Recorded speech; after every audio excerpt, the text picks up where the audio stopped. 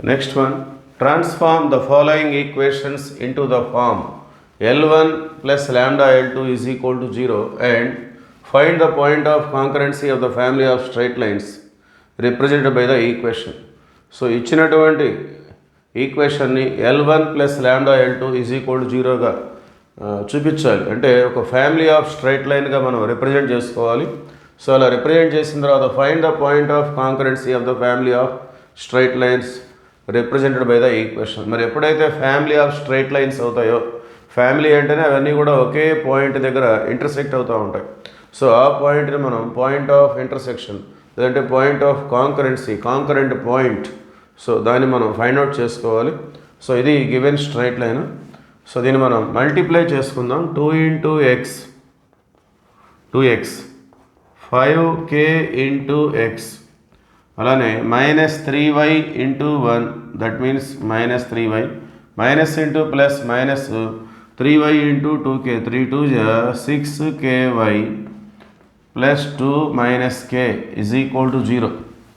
So ఇందులో k లేనివన్నీ కూడా ఒక బ్రాకెట్గా తీసుకుందాం.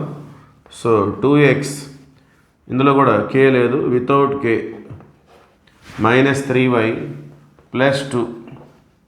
So these are the terms without k. Next k ఉన్న టర్మ్స్లో k కామన్ తీసుకుందాం. 5kx that means 5x minus 6ky that means -6y minus 1 into k is equal to 0. Now this is the representation of L1 plus k L2 is equal to 0. So వాళ్ళు L1 plus lambda L2 అని చెప్పారు. అక్కడ మనకి k అనేది కాన్స్టెంట్గా ఉంది, అది ఒక రియల్ నెంబర్గా చూపించుకోవచ్చు మనం. సో దేర్ ఫోర్, సో వాళ్ళు అడిగిన విధంగా మనం చూపించాం. L1 plus k L2 is equal to 0. Therefore this equation represents a family of straight lines. Okay, therefore this equation represents a family of straight lines. So ఈ విధంగా represent చేసేది family of straight లైన్స్గా represent చేసినట్టే. So these are the straight lines L1 and L2. So వాటిని తీసుకొని మనం point of intersection కనుక్కుందాం. Therefore L1 2x minus 3y plus 2 is equal to 0. L2 5x minus 6y minus 1 is equal to 0.